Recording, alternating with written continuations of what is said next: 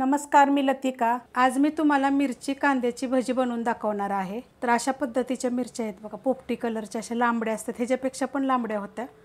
आणि ह्यांना काय केलेलं असं मधोमध चिरून घेतलेलं आहे। एका मिरचीचे मी असे मधोमध 2 भाग करून 4 तुकडे केलेले आहेत अशा पद्धतीमध्ये।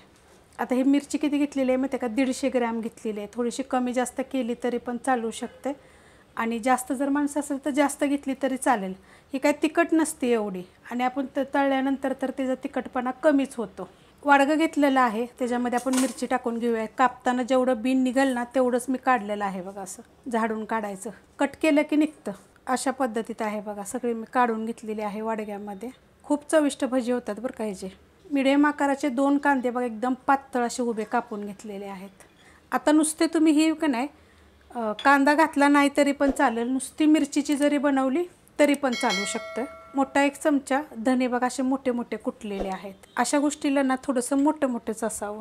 छोटा अर्धा चमचा ओवा घेतलेला आहे, असं चोळून टाकायचा। मी काय करते, चोळते आणि वाटीमध्ये ठेवते, कारण हात भरलेला असतो का नाही, मग त्यासाठी मी तसे करून ठेवते। त्यात टाकायचे आपल्याला थोडीशी हिंग पावडर, हळद टाकायची, चवीप्रमाणे मीठ टाकायचं, कोथिंबीर टाकायची, फुलाची आहे बघा। आता मिरची ती तिखट नसते, जर तुम्हाला हवा असेल तरच मिरची पावडर टाका, आणि जर नुसती मिरचीची केली तरी पण चालू शकते। ह्याच्यामध्ये आहे काश्मीरी मिरची पावडर पण आहे, आणि थोडीशी साधारणशी तिखटवाली पण आहे। आता हे काय करायचं, पहिलं आपल्याला मिक्स करून घ्यायचं आहे चांगलं।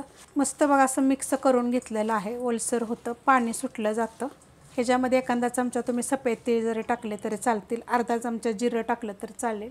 अशा आकाराची वाटी आहे, गच्च भरून पीठ घेतलेलं आहे, कमी जास्त पीठ लागू शकतं। 2 चमचे तांदळाचं पीठ घेतलेलं आहे, फक्त 2 चमचे।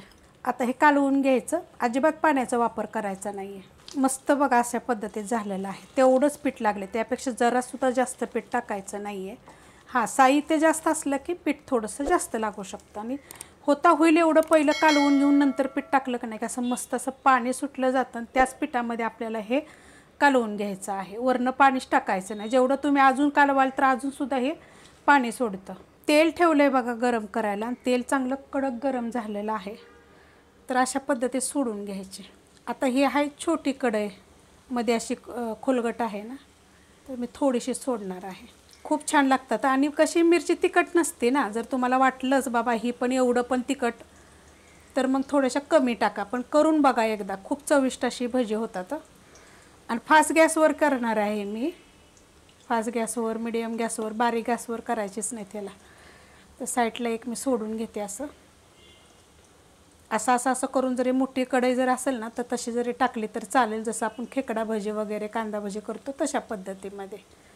आता हा थोडा फेस कमी होऊन द्यायचा, आणि मग आपण ह्याला हलवूया, हलवून घेऊया बघा। फेस कमी झालेला आहे, ह्याच्यामध्ये ना थोडीशी पुदिन्याची पानं किंवा कढीपत्त्याची पानं जरी अशी टाकली की नाही तर त्याचं पण ह्याच्यामध्ये चव उतरते बरं का, एकदम छान अशी चव येते त्यांना। नुसती मोकळी टाकायची तेलामध्ये। आता आपण चांगलेला गोल्डन कलरवर फ्राय करून घेऊया। मस्त असा बघा कलर आलेला आहे, आणि एकदम कुरकुरीत झालेले आहेत। गोल्डन कलरवर फास्ट गॅसवर करायचे अशी भजी, आणि हा मोठा बर्नेलचा आहे। तेल चांगलं कडक गरम झालं का नाही की करायचे, तेलकट वगैरे काही होत नाहीत, आणि खूप चविष्ट भजींच्या तर मी तुम्हाला एवढ्या रेसिपी दाखवते ना, खूप रेसिपी दाखवते। भजी बघा मी काढून घेतलेले आहेत, एक तुम्हाला मी तोडून पण दाखवते। हे बघा एकदम कुरकुरीमध्ये। तर अशा पद्धतीनं करा, मी बाकीची राहिलेली करून घेते। रेसिपी आवडली तर लाईक करा, सबस्क्राईब करा, कमेंट करा, आणि शेअर बी करा।